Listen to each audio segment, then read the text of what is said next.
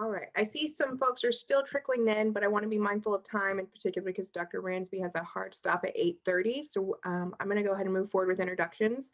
Again, I'm Dr. Precious Porras, formerly from the University of Kansas, and I'm currently serving as Chief Diversity Officer at Dominican University outside of Chicago. Basically neighbors with Dr. Ransby. She's here at the invitation of Dr. Betsy Esch, and so we just want to mention that because and say how important it is that we support our graduate students. Graduate students, I got your back even from afar. But Dr. Ransby was, is this right? You were Betsy's graduate student at Michigan? No, I wasn't her graduate student. I was a graduate student and she was an undergraduate. You was an you were her TA. Thank you for thinking that I could be so youthful. I was like, wait, you were her TA, but it's so important because it just goes to show that graduate students are incredibly important, and the work that you've done is, really inspired an entire generation of undergrads to become scholars, teachers, and activists, such as Betsy, who's just killing it here at KU. But Dr. Ransby is the John D. MacArthur Chair and Distinguished Professor in the Departments of African American Studies, which you just changed to Black Studies, Gender and Women's Studies, and History at the University of Illinois at Chicago, where she directs the campus-wide Social Justice Initiative, which is a project that promotes connections between academics and community organizers doing social justice work. So she's going to hear from me more than she probably wants to. She's a graduate of Columbia University and the University of Michigan, where she was a Mellon Fellow. She's an award-winning author of 2 books, including Ella Baker and the Black Freedom Movement, A Radical Democratic Vision, and Eslanda, The Large and Unconventional Life of Mrs. Paul Robeson. She's also an author of her 3rd book that was just published in 2018 entitled Making All Black Lives Matter, which is in my library. And you all will be getting copies of that book as well if you're one of the first 50 people to sign up with a KU address. So that's the book that we're giving away tonight in connection with this lecture. And so with that, again, just a reminder that you can follow along at the hashtag diversity at KU to share with the lecture this evening. You can use that hashtag to find the previous 2 lectures which were connected to this series. Dr. Ransby will wrap up the series this evening. I'm going to turn it over to her, and then at the end of her lecture, Dr. Sean Alexander from African American Studies will come in to facilitate Q&A. So thank you all so much for participating, whether this is your first time or your 3rd time with us in this series. Dr. Ransby, thank you for being here tonight, and I will turn it over to you. Thank you. Well, I'm really happy to be a part of this conversation. Of course, we always wish that we could be in one another's presence, but the virtual community is taking on new meaning in this moment. Many of us spend many hours in these Zoom rooms, and so we make them as personal as we can. But I do feel the warmth of the welcome by Dr. Porras, and certainly really appreciate the invitation from my old friend Betsy Esch. And Betsy Esch was a fellow activist. That is our primary relationship. It is not one mediated by our university titles and positions. So we were activists together at the University of Michigan many, many years ago. And I'm always pleased and proud and inspired to see that she has stayed true to those values, and I've tried to do so as well. So yes, and David Rudiger and Sean Alexander, I appreciate all the folks who participated in making my virtual visit possible. So I also see that I'm in excellent company in this series with my friend and former colleague, Rod Ferguson, and of course, Professor Ronaldo Walcott from University of Toronto. So this is a provocative and timely framing of the question of diversity. Has diversity exceeded its usefulness? Well, I want to respond in a couple of ways. I want to echo some of the sentiments that previous speakers have shared in this series. Rod Ferguson offered a pretty sharp critique of diversity and the whole notion of DEI, diversity, equity, and inclusion as it shows up in our universities, as it shows up in corporations and in mainstream culture, talking about not only the limits, but the dangers. And secondly, I want to underscore that this critique of diversity is because more, not less, needs to be done in terms of confronting racism, anti-Blackness, inequality, and exclusion. In other words, I don't want our critique of diversity as it now exists on campuses across this country to be somehow misconstrued and misinterpreted as saying that we're somehow in some kind of colorblind period where we don't need attention to fighting racism, to racial justice, et cetera. The question is simply how, and that's a really important question. So first of all, I'm a historian by training. So when I think of this term diversity, or previously the demand for affirmative action and inclusion, we have to ask, where does that demand come from? And the first lesson is it really was not a demand for diversity. It was a demand for justice. It was opposition to longstanding practices of racist, sexist, elitist, ableist exclusions from higher education. Many universities in this country have long and ugly traditions of racism, of privileging the university as white male space, of privileging the professoriate as white male space, and excluding everyone else, and undermining and denigrating other forms of knowledge production, other theories of knowledge, other epistemologies, et cetera. And so it is because of that consistent practice that the demand for racial justice emerges in the context of colleges and universities. So diversity has, or the diversity industry, I should say, in higher education, because it is indeed an industry. There are diversity consultants, there are diversity offices, there are consultants that consult institutions and consultants that manage searches and so forth and so on. So a lot of people making a lot of money off of diversity. And I want to also say parenthetically, there are indeed very good people in offices of diversity and multicultural affairs all over the country. I have met many of them. I know many of them. We work within the limited frames that sometimes are provided us, but that doesn't mean we do so uncritically. And so what this is criticizing the frame. What this is offering us to think larger and in a more ambitious way about what real racial justice might look like on college campuses and in university systems. So the original demand for racial justice on campuses was a demand for dismantling structures of inequality and oppression. What we recognize now as a demand for diversity comes out of social movements. And of course, Rod Ferguson talks about this eloquently, but also my friend and colleague, Martha Biondi, who's written a book called The Black Revolution on Campus, talks about the throwdown struggles, the massive organizing efforts, the large demonstration, the militant tactics that students in the 1960s and later in the 70s and 80s in defense of racial justice programs, what they fought for example, at San Francisco State in 1968. Thousands of people not only shut down the campus, they shut down a good portion of the city. In April '69, students at Cornell sustained a 36-hour armed building takeover to press their demands. A few months later, here in Chicago, militant student protests led to the establishment of what is now Malcolm X College, which is a part of the city university system. Now, these were intense struggles in intense times. These were the radical origins of Black studies, African American studies, Africana studies, and many of the other interdisciplinary programs that emerged thereafter. These were demands not just for curricular change or Black faculty hires, but for a transformation of the institutions. People did not risk their lives and their futures for cosmetic changes, for superficial changes. But in fact, that is what some of the programs have devolved into. In fact, superficiality sometimes is a fundamental feature of these programs. The demand has been eviscerated and gutted and de-radicalized and made safe for incorporation into university infrastructures and policies. Both Rod Ferguson and Ronaldo Walcott in other comments and writings have alluded to many of these points, but let me see what I can do to add to it.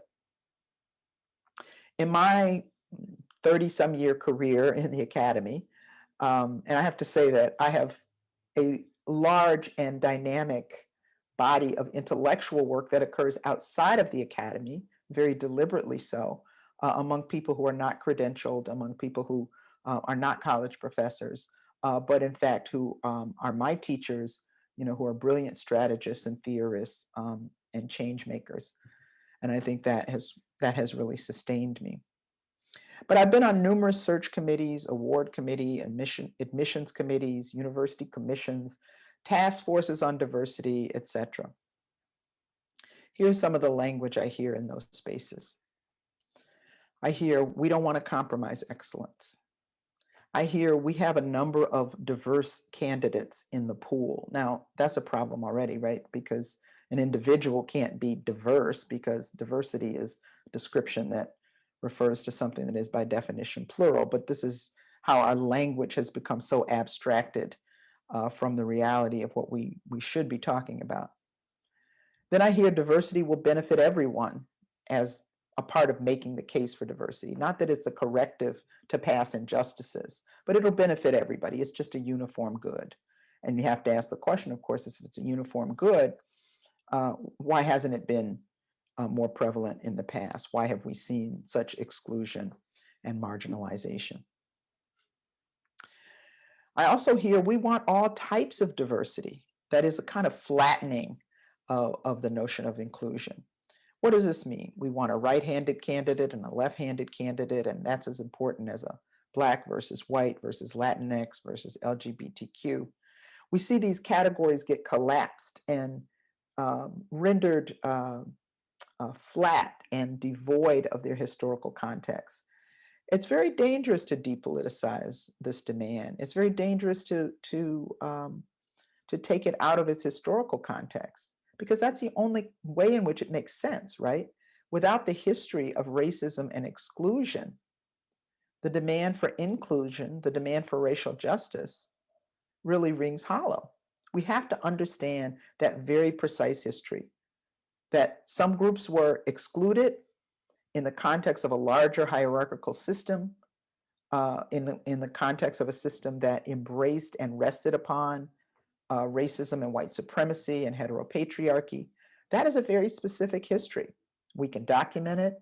It's not pretty, but it's a necessary foundation for understanding any kind of correctives and certainly transformative measures that we take in the present. Let me go back to the first argument that I mentioned, hearing in these committees and spaces that I'm in the university. And that is one that seeks to render a robust demand for racial justice as harmless.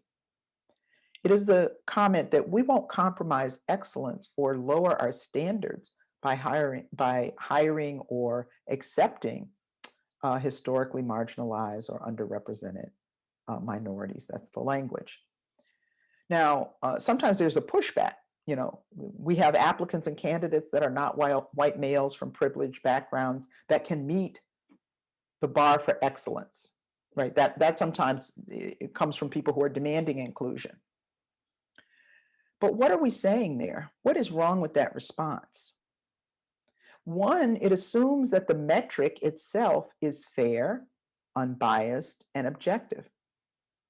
It assumes that we want people to all really be the same except for certain phenotypic traits or other markers of identity.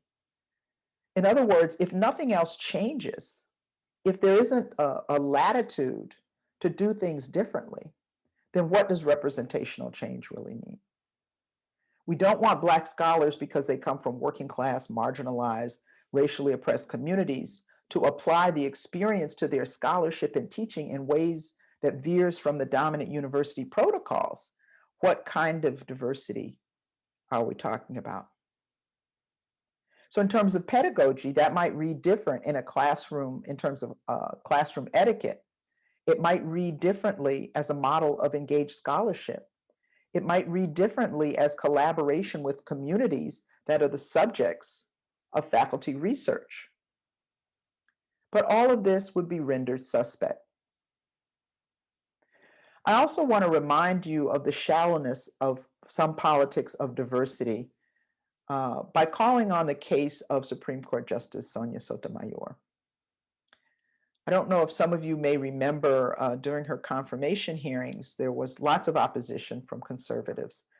And one line of opposition was a set of comments that conjured up something she had said years before in a speech. And what she said was that coming from a different background, having a different cultural experience, having a different set of values, perhaps as a result of that, understanding oppression as a recipient of it, as a victim of it, as a survivor of it, might actually mean you would make judicial decisions in a different way than your white counterpart. And the comment was something like, I think a wise Latina might make a decision and might render a judgment different than her white male counterpart that didn't have the same experience. Now, there are some problems with that comment. Of course, experience doesn't determine everything. Identity certainly doesn't determine everything. We see that from Clarence Thomas on the Supreme Court, who by every indication should be sympathetic to the needs and interests of poor and working class Black folks, and certainly is not. But what's telling is the response to Sotomayor. There was an uproar and outrage. And the uproar and outrage was really about the implication of her comment, which is that I am going to do something different because I'm a Latinx woman, right? That I'm not going to behave just like every other Supreme Court justice. That when I come into a space, I'm going to bring my people with me. I'm going to bring the wisdom of my grandmother with me. And that was seen as an affront. So again, it's this watered down notion of cosmetic diversity. It's this watered down notion of Black and brown faces in high places are a solution to systemic racism. That is indeed the problem. Now, Rod Ferguson suggests that not only have diversity projects been unmoored for their radical movement-centered origins, not only do they not serve to substantially increase the margin of racial justice at colleges and universities, but there are ways in which they actually do harm. They have the potential to give cover to the absence of real progress. They can apologize for inequalities.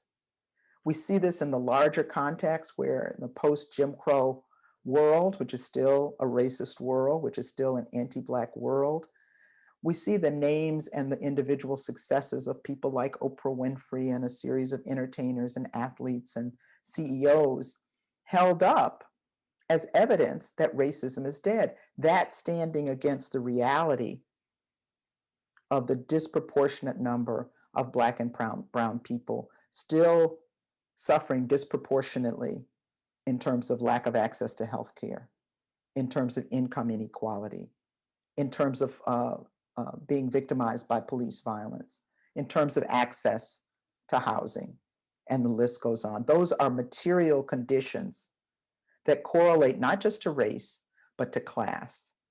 But a narrow notion of representational politics suggests that if one member of your group succeeds, you all could have succeeded, and therefore you have no grievance when it comes to identifying and indicting racism. So in that way, holding up individual success, allowing in one or two or three or four members of a particular racial group can actually cover up the larger pattern, can actually cover up the systemic inequalities, the structural inequalities baked into the system itself.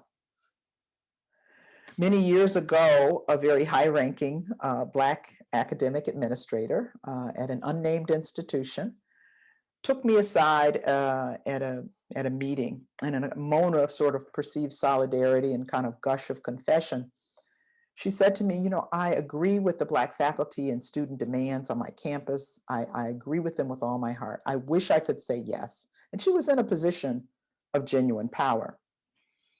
But she said to me, if I were to say yes to those demands, the people in my institution who want to undermine my leadership will attack me for favoritism.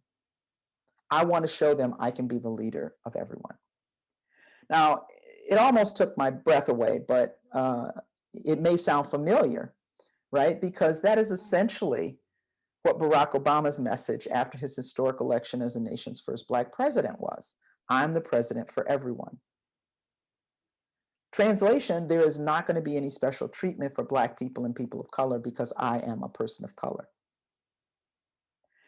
Now that begs the question, if there is no special attention or sensitivity to the concerns, grievances, and needs of people of color when a person of color is in power, then what do representational politics really mean? If part of the deal when successful individuals from oppressed groups are allowed access to power is that they in fact divorce themselves from the communities they come from, if part of the deal is that they will behave in the same way with the same sensibilities and priorities as their white counterparts, then what we might describe as individual progress is not group progress, even though it fronts as if it is. And therein lies the problem. And let me just also say parenthetically, I am certainly not saying go back to the bad old days of all white this and all white that. Of course, having some level of diversity is better than the alternative, but it is not a solution to the fundamental problem of racial injustice, of systemic racism, of racial capitalism, of white supremacy. That is the point. And that's a really critical distinction. I will say this as a vote of confidence to this generation of anti-racism activists, and as was mentioned in the introduction, my most recent book is called Making All Black Lives Matter. I spent a couple of years working closely with the Movement for Black Lives and Black Lives Matter organizers, interviewing people, being a participant observer in many ways. I have a very long history of activism, and so I don't do my scholarship and my research divorced from the movements that I write about. But this generation, the strategies are not perfect. The people are not perfect. They never are.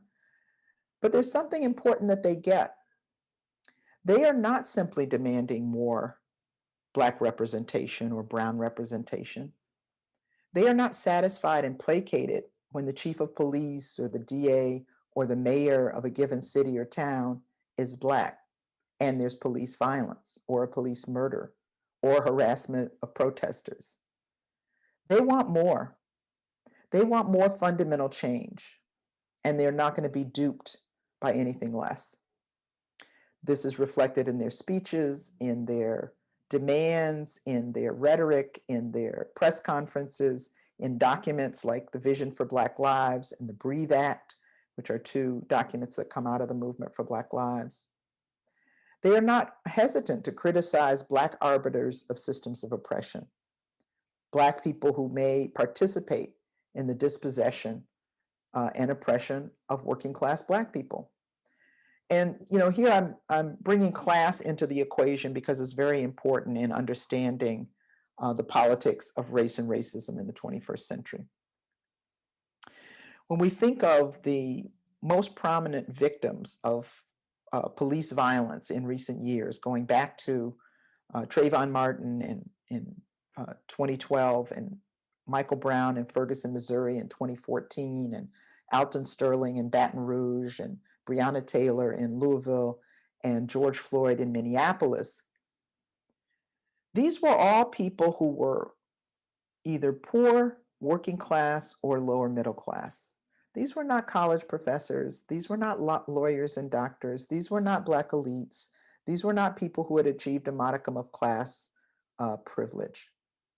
So when we talk about the Black experience with some of the most violent acts of the state toward Black bodies, we're talking about poor and working class Black bodies, people who made their living in the informal economy, people who had been in and out of prisons and jails, people who worked very low-wage jobs. Overwhelmingly, those are the people who experience police violence. And yes, there are exceptions, but they are that. That is not the primary, privileged people of color are not the primary victims. So that is very important. And I think this movement understands that. This movement has rejected the politics of respectability and embraced the Freddie Grays of the world, the um, Michael Browns of the world, the Trayvon Martins of the world, the Breonna Taylors and so forth. When Freddie Gray died in police custody in Baltimore, for example, in 2015, several of the cops were Black. Many of the city leaders were Black, and still the city exploded in protest. So people were not unclear that justice and injustice was simply color-coded. They looked for a large pattern, and they looked at what the most vulnerable members of Black communities were experiencing. The largest protest against racism in American history, the movement for Black Lives, which is often called Black Lives Matter, emerged under the nation's first Black president. So having a Black man in the White House was not enough for this generation. Rod Ferguson talked explicitly about racial capitalism as one of the culprits of racism in higher ed and society, and I would agree 100%. Part of the tacit agreement in offering up a dilute form of diversity and multiculturalism as a poor substitute for the true institutional change and democratization of the university itself that is needed is twofold. One piece centers around professionalization, the ways in which joining the professoriate, joining university administration, being affirmed within these professions means having a certain, means conforming in a certain kind of way, means agreeing not to make trouble. And this is a form of class discipline, and we have to be on guard against it. I'm not saying, professors should run, screaming and hollering through the halls, but we have to be on guard against our own self-policing when it comes to speaking out critically in the context of a place that, pays our salary and gives us certain kinds of perks for going along with the program.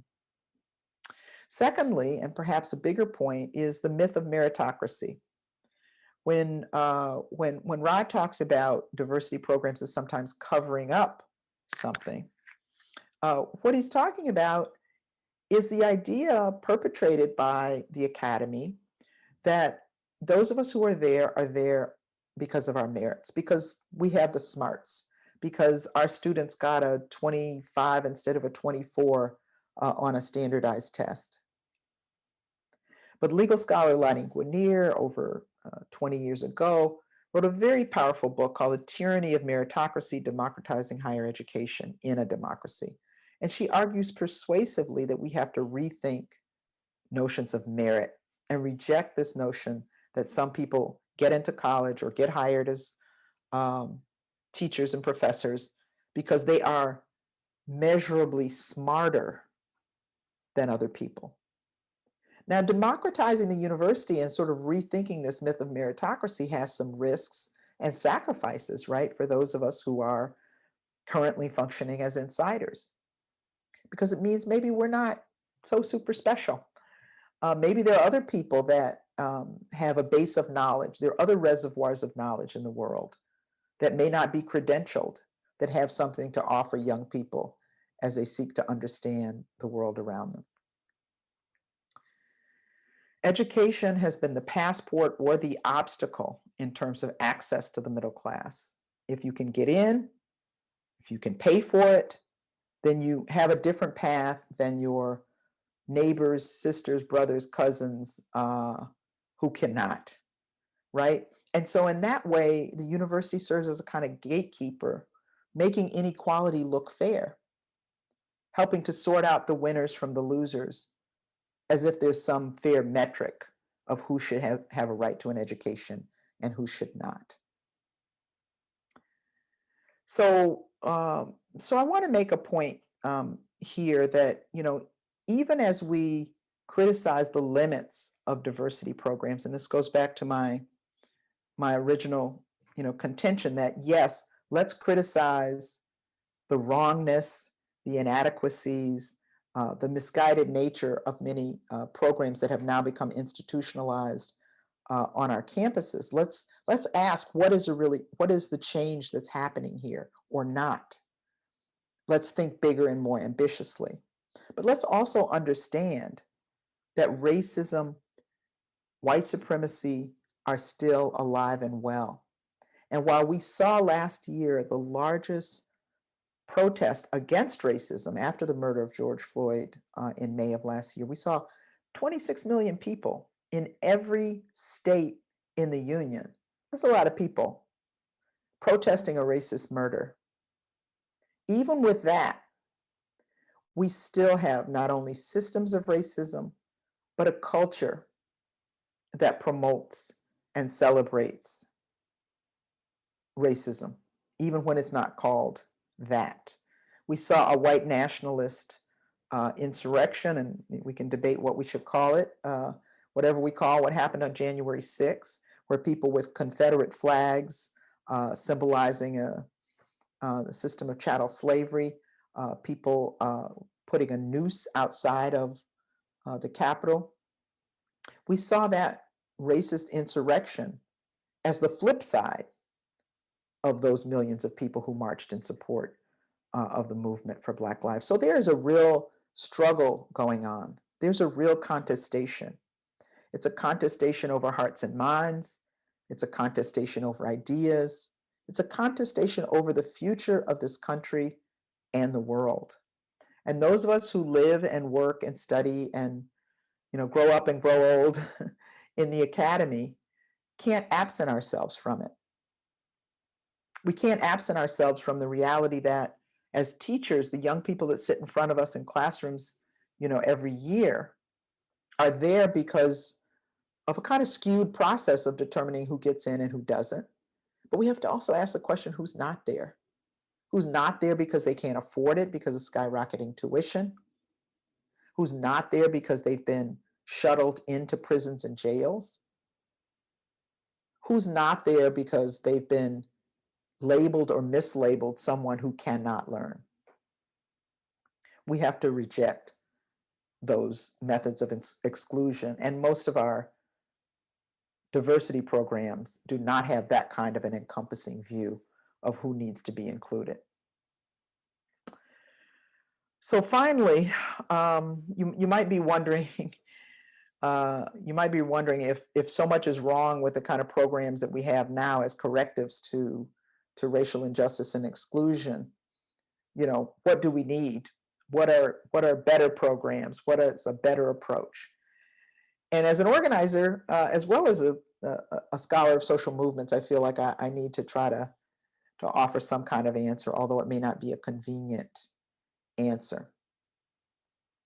I think we have to situate our demands for educational access, for democratizing and in fact decolonizing education within a larger strategy for systemic change. I think it's unavoidable.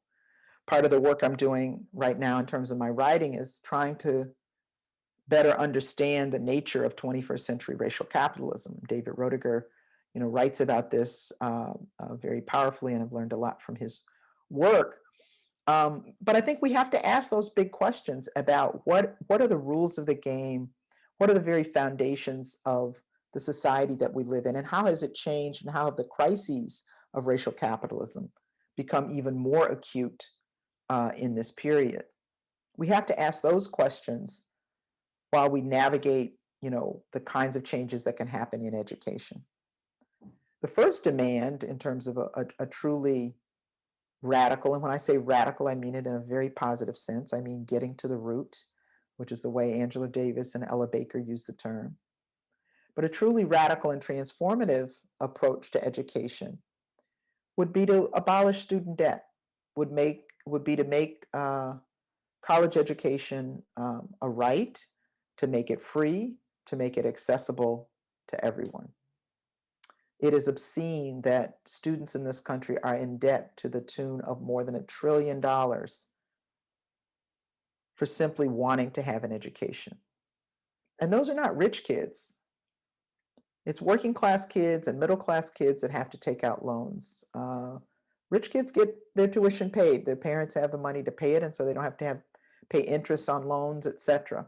So it's a double um, slam to people without that kind of class privilege.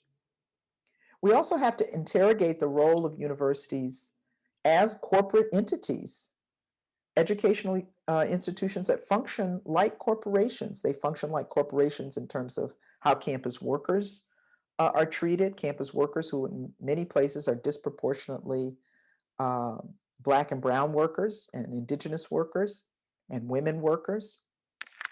We have to look at how the teaching faculty have been polarized and an enormous hierarchy that's centered on the market, has relegated many of our colleagues to the status, to very precarious status in the university as adjuncts and part-time lecturers, while at the other end of the spectrum, tenured professors are paid handsomely and given course buyouts and the like. I mean, these are markers of a neoliberal university. And as my colleague Devarian Baldwin's forthcoming book, In the Shadow of the Ivory Tower, points out, many universities, especially in urban areas, are also gentrifiers and participate in the over-policing of Black and brown working class communities. So what is the solution? There's not a neat solution. The solution is to organize on campuses. The solution is to never organize in isolation, either by rank or job description or by whether one is on or outside of the gates of a campus. Every campus is a part of a surrounding community. Every campus includes not only faculty and students, but workers. And so we have to think of organizing models that are also radically inclusive. The takeaway is also that every reform demand, when institutionalized, is vulnerable to co-optation, is vulnerable to being diluted. And so we have to have an inside and outside strategy. This is true in work to decolonize and democratize education. It is true in terms of people doing electoral justice work. I had a conversation just the other day about this. That when we're working inside systems and institutions not of our own making, that are often inconsistent with our values, we have to have an outside game. That sometimes those fights are defensive struggles. We want to mitigate harm. We want to push to widen access. We want to make the space, we want to create little oases where important work can get done, even if you're not transforming the whole thing. And we have to be connected to work that is completely outside the purview of our official titles and paid employment. Toward that end, I've participated for the last year or so with something called Scholars for Social Justice.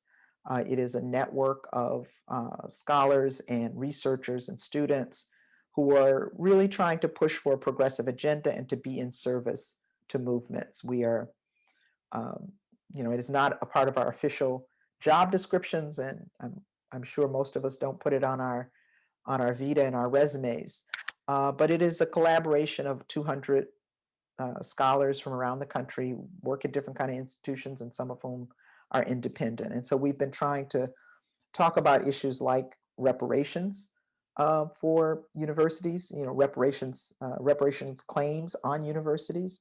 We've talked about the policing at universities, the policing of students, but also the ways in which campus police, a growing number of campus police, are policing not only campuses, but the perimeter of campuses in often very racialized practices.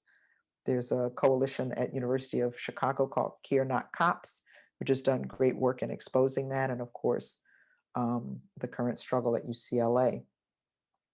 I've also been a part of launching something called the Portal Project recently, and it is a 2-year-long movement-centered think tank involving over 100 scholars, artists, and activists. It was launched just this month. And it's borrowed from a quote by the Indian writer and activist Arundhati Roy, in which she talks about the pandemic as portal. She talks about pandemics and crises and moments of um, dislocation and disruption as also being opportunities to rethink how we do things, to rethink how we live, to rethink how we create space for learning, for imagining, for creating alternatives to what we have now.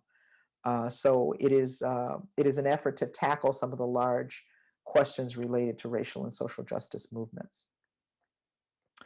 In the final analysis, I think, like Arundhati Roy's quote, the challenge for us, if we really want to fight for racial justice on and off campuses, if we really want to fight for justice on and off campuses, we have to be bold enough to dream big. We think those of us who are academics, we think of doing our research, of evidence-based research, of documenting our findings, of publishing our tomes with a million footnotes. Well, I think there's another kind of head and heart work that has to happen, and that's a work of dreaming. We have to dream of learning spaces beyond our campuses. We have to dream of frames that seek to transcend the classroom and the disciplines that often confine us. We have to be able to dream of knowledge production that's not constrained by title and rank and tradition. There was a conference some years ago that Charles Payne and other people coordinated and convened called Free People, Free Minds. And I think the spirit of that stays with me as a real hopeful and liberatory mantra for the work that lies ahead. So I think I'll stop there and leave some time for questions, answers, and conversation. Thank you. Thank you very much, Dr. Ransby. Fantastic talk and provocative discussion, I think, will follow from many of the things that you put there. We have one question. Everyone, just to make sure everyone knows that with a question and answer function is open, so you can place your questions in there. We'll go through them as we go. The question that's there right now really deals with apathy, I think. It says, as you discussed, when administrators and faculty attain a level of power in the university system, which can lead them to an unwillingness to challenge existing systems for fear of attack, right? So what do you see as a possible solution to this apathy that maybe grows in the academy or really just in general, right? It's not just the academy, but. Yeah, it's if only it was just the academy, right? I mean, I think there's,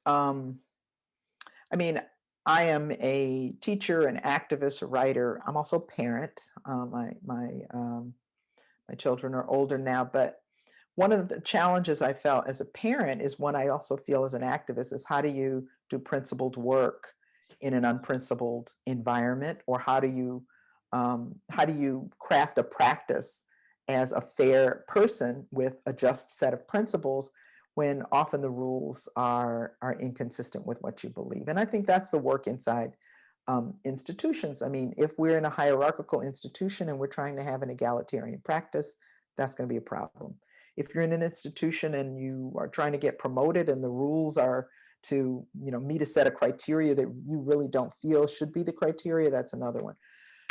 But I also think there's a way in which we have to, especially as we ascend in our professions and as we age in our professions, we have to keep recalibrating our moral compass. Why do we do the work? Do we do the work to get a promotion? Do we do the work to get a pat on the back from the higher ups? Or is there a larger calling? And if there's a larger calling, then I think we have to continually find our voice to speak out. And I think there's all kinds of ways that we convince ourselves that we're doing transformative work when, if we really look in the mirror, we know that we're not, so we get comfortable. But it's particularly incumbent when we become senior in the institutions that we work in, when we get the little bit of protection of tenure, when we get a certain kind of stature, it's all the more important that we speak out.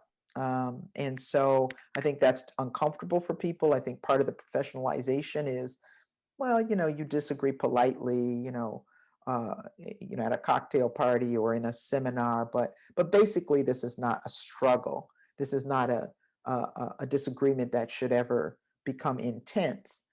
but it is an intense Mhm. struggle. And I think coming to terms with that is also, about calibrating that moral compass and really looking at what's at stake. So, that's not a formulaic answer. I can't say you should do 1, 2, 3, Mhm. but that's the kind of things I think we have to wrestle with. So next question is, social justice movements today have made two contributions to process that seem to be in some way a response to problems of the past. One is to prioritize the idea of self-care, to recognize the toll that organizing can take on us. The other is what gets called cancel culture, Mm, but which at its best is an attempt to establish norms of practice that are radically egalitarian. Can you comment on both the positive and negative aspects of these? hmm Yeah. So, part of the work I've been doing recently is really intergenerational work. A lot of the activists I work with are younger than me, and so um, both cancel culture, as it's referred to sometimes, and this idea of the culture of care, self care, a little bit new to me. I came of age in a period where it's like, if you're committed, they call it struggle for a reason. You've just got to sacrifice and suck it up, and the idea of self care was pretty foreign to us. I've come to appreciate it. I've come to appreciate that one does have to attend to your physical needs, your mental needs, your emotional needs in order to be a long distance participant in the struggle for freedom and justice, because we just can't sustain ourselves. And I'm old enough to have seen people who are casualties of that, right? People who worked 24/7, who were relentless, who felt that they would live forever and didn't. And so, taking care of ourselves so that we can do important work and meaningful work and make a contribution to the future, is all part and parcel of the same effort. So I don't dismiss it. Now, of course, that can become an obsession, and that can become more important than the work. We take care of ourselves, so that we can live meaningful lives and make contributions to the collective good. We don't just bask in comfort or luxuriate, for the sake of it. So I think that, like everything else, there's a balance in that. But by and large, it's healthy. The thing about cancel culture is, I think, a bit complicated. In a kind of abolitionist frame where people are increasingly saying we cannot rely on the state, we cannot rely on police to regulate bad behavior, we cannot rely on the police to, enforce some sense of justice. Oftentimes, police are called to situations, and the situation gets more dangerous, and there are more casualties than there would be otherwise, because they're not trained to de-escalate, they're not trained to diffuse situations. So into that void comes lots of different methods, some of them positive and some of them negative, for how people can take care of themselves and each other, how people can resolve conflict, how people can hold leaders and organizers and others accountable. But now it also becomes, pretty chaotic when that is misused, or when, someone is canceled, so to speak, or someone is negated, but it's for personal reasons, it's for unprincipled reasons, it's for frivolous reasons. So like everything else, it happens on a spectrum. But to say that, in certain cases, that someone has done some demonstrable harm, that someone has acted in a fundamentally unprincipled way, inside movement or in the larger public, to say, I'm going to boycott that person, or I'm going to reject engagement with that person, I think is probably one of the more principled interventions. But when it happens in a reckless way and in an irresponsible way is when it becomes the opposite. So the next question is that you teach at a recently unionized campus, right? At I least the do. faculty. And so has that development created new opportunities? Absolutely. I'm proud to be on a campus that is unionized. I come from a union town and a union family. I have to say, by way of confession, I'm not technically in the union, although I am a strong ally of the union because I run a social justice center with 2 staff, which makes me an administrator technically. So it breaks my heart that I don't have my proverbial union card. But it's been an opportunity to talk about ways in which the university operates. It's been a space for acting in solidarity with other workers, a contingent of faculty at my campus who have walked picket lines with hospital workers and with Chicago public school teachers. So it has created a possibility to talk about the labor that happens at university campuses in the context of a larger system of labor organizing that we need more of. So it has been positive. So the next question is, it seems that the idea or the question, the activity around diversity is broadened now, right? It's a much larger topic than just race, which it was for a long time. It's encompasses the LGBTQ issues, ADA issues, etc. Right?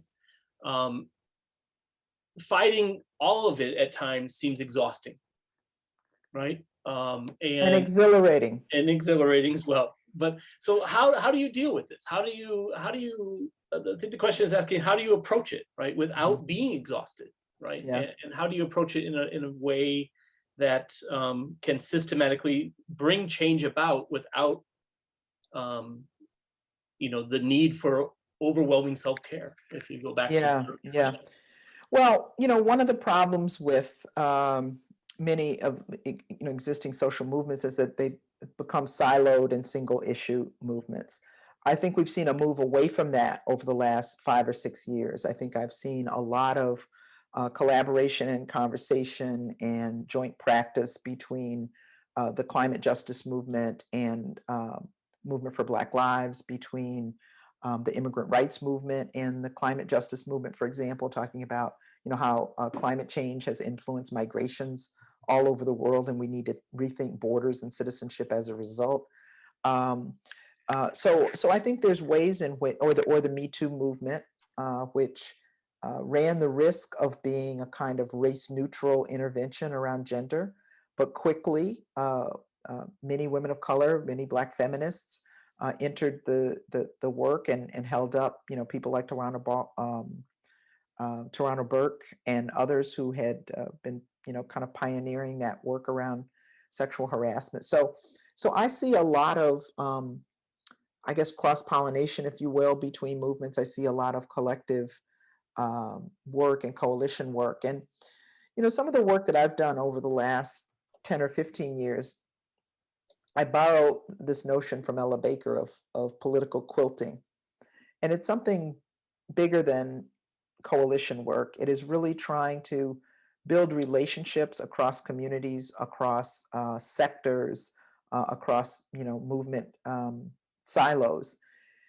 I see some of that broad-based work transcending these different categories in some of the electoral work that's happened, some of the work in the coalition, the Rising Majority that I work with. So it's sort of intersectional feminism, really, that talks about not throwing anybody under the bus, that we are all multiple identities, not to be reduced to identity politics, but we all experience the world on multiple levels. No one is just queer or just Black or just working class. We are multiple things all at once. And so we have to develop movements and ambitions for change that include all of the different systems. And, that's why I said not exhausting, but exhilarating, because in a sense, once we do that, the promise of a transformative change agenda is truly within our grasp. Next question can kind of, I think, piggyback off that a little bit, asking, can you speak more on the importance of intergenerational activism? So coalition building as well, especially in the context of campus organizing between undergrads, graduate workers, staff, and faculty. Mm-hmm. Well, I first began to think seriously about intergenerational organizing when I wrote my book on Ella Baker, because she was someone who, was 30 years older than the young people in the Student Nonviolent Coordinating Committee, which she helped to found. She was a mentor, an elder, an advisor to many of the young people in SNCC, which is what that organization was called. But she moved through the space in a certain kind of way that gave them space as well. There's one approach to intergenerational organizing is that I'm older, I know better, I've done this before, listen to me. Which of course, if our generation had done everything right to make positive change and lasting change, we would have a much better world at the moment. So I try, I say I try to be a well-behaved elder. I try to learn and teach and move with humility. So I think that's really key. And it's never, I mean, we reduce so many things to a generational divide.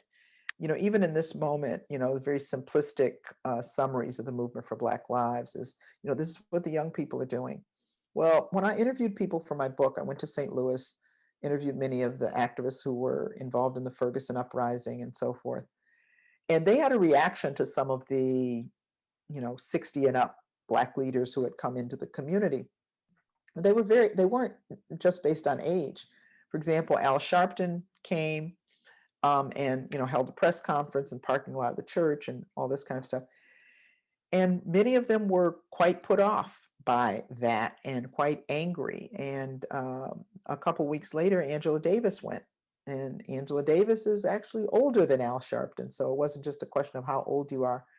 They received her very differently. And one young woman said to me, I said, well, why is that? And she said, well, she didn't come to mold and scold us. So, so how we do the intergenerational work is what's important, but it certainly is necessary. So the next question, again, kind of building off on some levels, I appreciate how, it's first a comment. So I appreciate how you have combined your academic with your street education. And they thank you for it, this talk and that activism and work that you've done. So the question that they have is, how would you assess the roles of systematic inequality and inequity, like school system based on property taxes, zip codes, etc., in the on the inadequacy of these diversity programs, and how can scholars and activists tackle these? Yeah.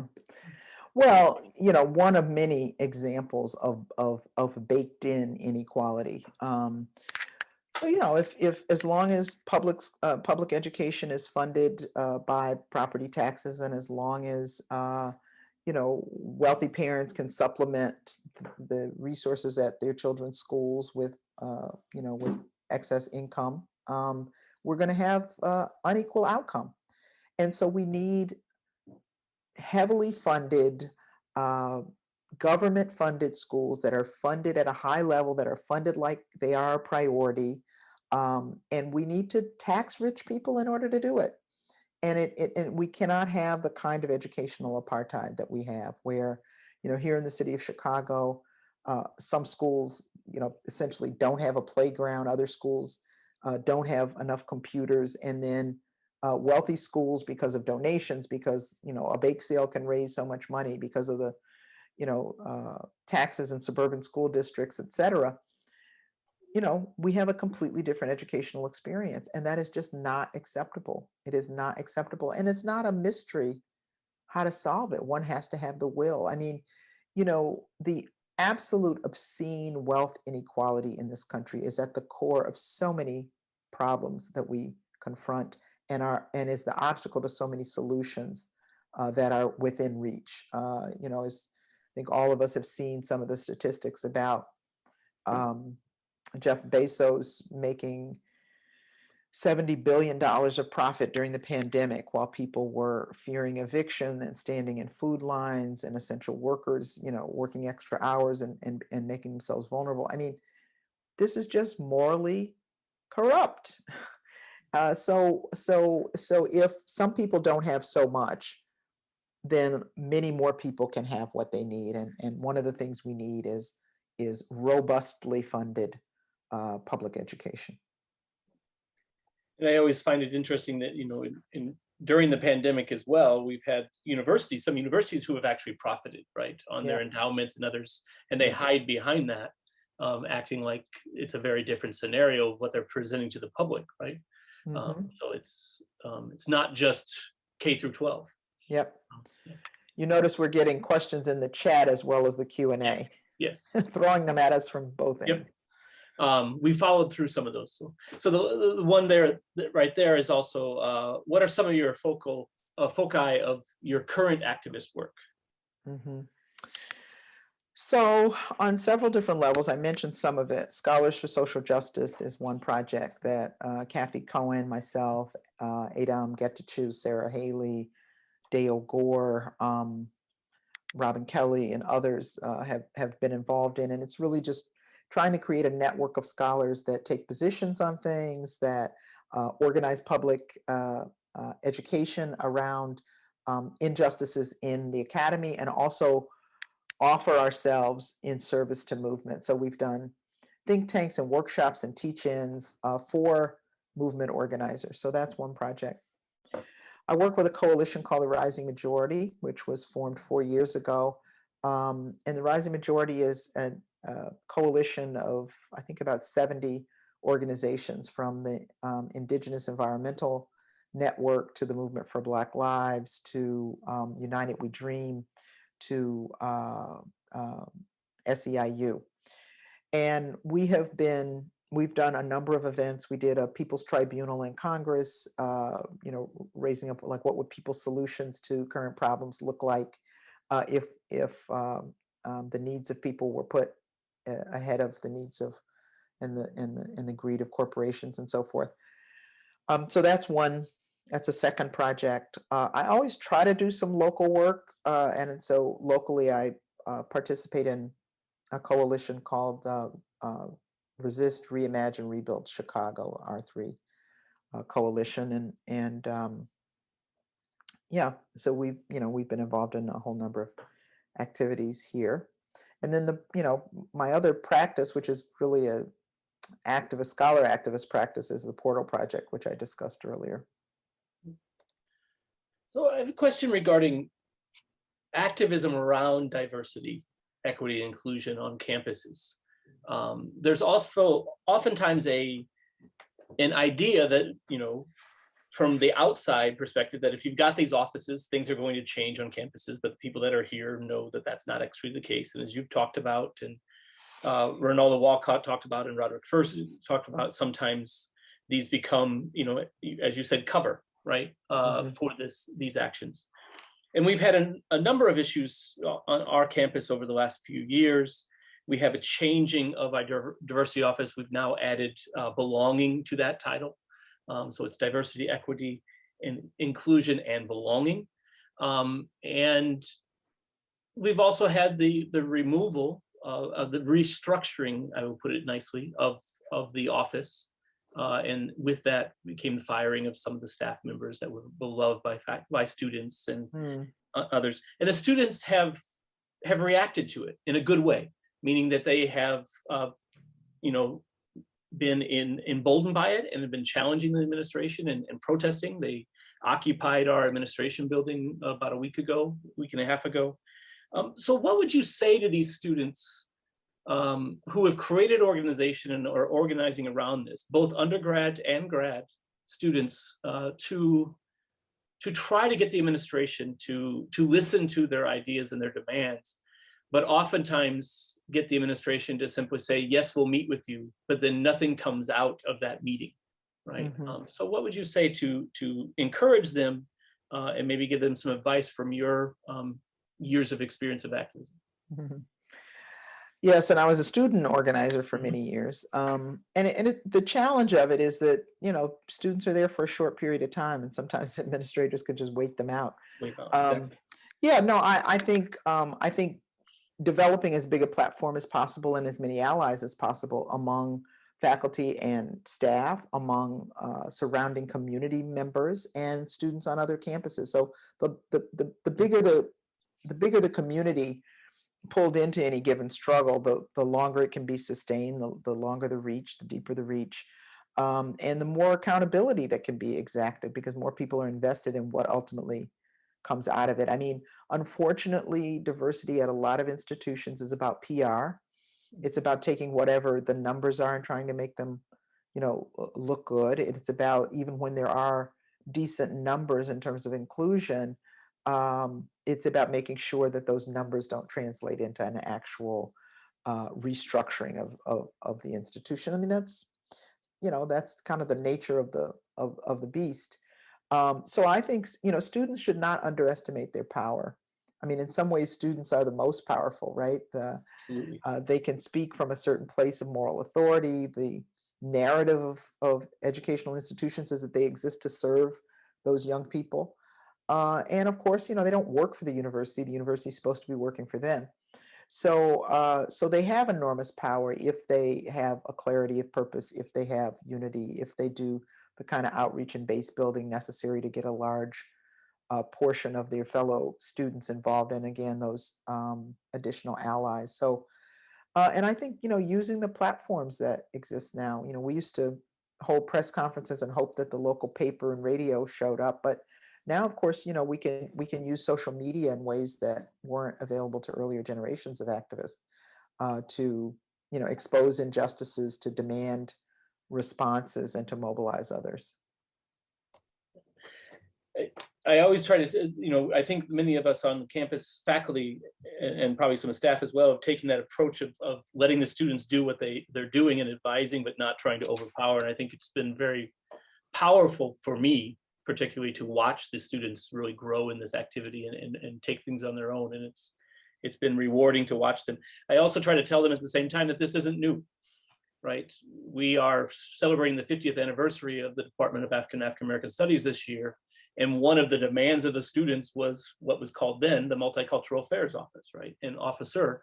And I explained to the students by 1974, the students were taking over the campus again because they had a non-responsive officer in the Multicultural Affairs Office, right? So this, from the get-go on this campus and other places, these offices have not always been responsive to students and the demands. So yeah, well, I mean, that's the dialectic of power too, isn't it? Exactly. That once a protest movement or a set of demands become institutionalized, they become more watered down in some ways. And I think of this on a large scale.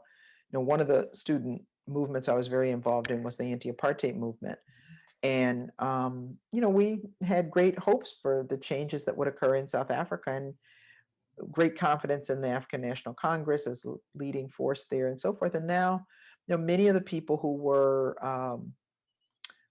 dissidents, who were student protesters, who were even combatants in the struggle to end apartheid in South Africa, are now insiders, making excuses for inequality, making excuses for suppressing labor and student uprisings and so forth. So, yeah, I mean, I think to be cautious of the institutionalization of our struggles, at the same time that often is a part of the demand, that institutions change certain features, but understand the tension will always be that there will be openings for co-optation of that incorporation. So the next question is, at the moment, when public higher education is somewhat democratized, right, in terms of who can come and attend and who can teach, its funding is more precarious than ever. Mm-hmm.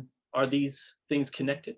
Yeah, I think they are, but I mean, I would say somewhat is the operative word there too. I wouldn't necessarily say that the university is democratized. It's certainly less segregated and exclusionary than past iterations, but woefully unrepresentative in many ways.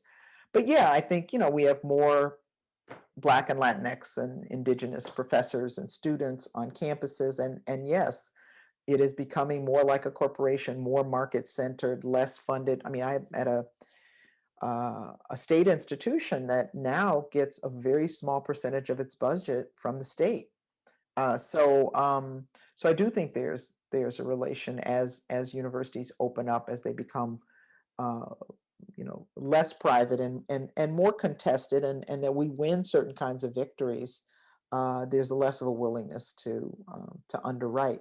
But it's also that the work and the ambition is growing as well, so I think that's true. But I think this idea of kind of neoliberal university with tuition going up, with universities administrators, calculating the best way to get to pay faculty as little as possible and charge students as much as possible, which is a complete corporate model.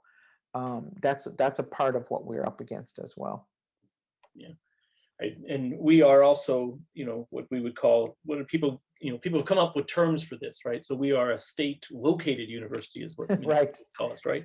Right. And it's disheartening that we come up with terms to explain what's happening rather than actually try to address what's happening, right? We just accept it. We actually had our chancellor made that comment the other day that we are a state located university. So accepting that we get such a small percentage for our funding, but not challenging it at the same time, right? Yeah. So yeah, I agree. Yeah. Any other questions? I think we've answered them. So if nothing. Oh, see, someone was waiting to hit return. So the question here is the part of our activity in the university to reevaluate, reinvent degree programs and the path of particularly grad students to attaining a degree? For instance, the dissertation is an antiquated and deeply patriarchal exercise. I'll give you as you're thinking of that, I always get back to John Bracey, who I studied with, used to say that. I know John Bracey. You know John very well. So John's comment was that, your dissertation means as much to me as you running around the building with a brick in your backpack for 10 hours, right? So, oh, yeah. I mean, there are so many antiquated practices in the academy. I mean, how exciting would it be to really rethink higher education? I mean, to look at the 21st century and to look at all the challenges that we've given, all the values that we've given lip service to as institutions, and the values that many of us hold very dear in terms of a much more creative, egalitarian, reciprocal pedagogies and more open and fluid transfer of knowledge and collective production of knowledge, as opposed to really trying to kind of hone and patent our brands. Yeah, I mean, so many things. I would love for graduate education to be reimagined, and dissertations to be reimagined, and orals, to be reimagined. All the pressure that students feel to jump through those hoops, only to find out, as you suggest, Sean, that wasn't really a measure of anything other than stamina, and that the real work is something quite different. So, I think it's hard to. One of the things we're trying to do in this portal project is we say, like, what does it mean to do collective thinking? Now, people collaborate on papers and research projects and so forth, but it's a very controlled collaboration, and the individualism and the individualistic approaches to knowledge creation and production that we are trained to embrace in the academy really stands in the way of much more ambitious, capacious, models of exchanging ideas and creating new knowledge. And so it would be really exciting to think of that. And I think of that as a part of the process of really democratizing and really decolonizing higher education. Chandra Mohanty at Syracuse University had a project called Decolonizing Knowledge, and it really explored, kind of how we do what we do, how we might do it differently, and really bringing people into the space as experts, as bearers of wisdom and knowledge and insight, who aren't credentialed intellectuals and processed academics, is a part of that as well. So, if there was a writing project, not a dissertation, but something else, why couldn't our students, especially in the social sciences and humanities, have a broader committee that transcended the university that would help them shape that product, that contribution, and would also ask them, here's some questions we're wrestling with that we need to be answered. Can that be a part of your research and writing project? So yeah, a lot of work to do. Well, very good. I want to thank you, Dr. Ransby, for this wonderful talk, and the insight that you bring and your experience, not just in the academy, as one of the questions was, right? Not just the academy, but also your experiences in activism. It's inspiring to myself and many other people out there to watch the work that you've done over the years. And I, Thank you. I know that you're getting, I think you're going to do something up in Wayne State on General Baker here. Oh my goodness, yes, yeah. I forgot about that. Yes, so which is a great connection, right? Yeah. With and everything. So well, I grew up in Detroit, and Jen Baker was a people's intellectual, like one of the smartest guys in the neighborhood. No question about that, right? Yeah. So hopefully everyone will join us with that. And I just want to say that, again, thank you very much for everything. I want to thank our other panelists that we've had, our speakers that we've had, Ronald Walcott and Roderick Ferguson. I think that all three of you did exactly what Precious Porras, who unfortunately is leaving us, coming to your direction, what she set out to have. She wanted to really trouble this idea of what DEI truly is, as we were watching it be restructured on our campus. And this is just you've I think all three of you have sparked that conversation on a national front, and I greatly appreciate that, and thank you for everything. And I thank all those who have attended these events. I thank my colleagues, Precious Porras, David Roediger, and Betsy Esch, for helping bring this together. And I thank all of our students who are why we're here, for attending, and again for their activism on this campus, and continuing to demand a change at our universities. And it's not just here at the University of Kansas, but throughout the country. And I see them, and I hope that they actually get involved with your group, Scholars for Social Justice, and see the work that you guys are doing, and how you're really trying to foster that activity as well. So I appreciate it. And thank again everyone for coming out. As we've discussed, this is the weird part, right? I'm going to say thank you again, and I'm going to hit the button that says, and we'll all disappear. And everyone's going to disappear. Thank you for having me. Thank you for the work you all are doing, and we need more conversations like this that propel us to action. So onward. Absolutely. Thank you very much. Everyone have a good night. Stay healthy and safe, and I hope we're all together in person sometime very soon. Thank you. Take care. Yes. Thank you.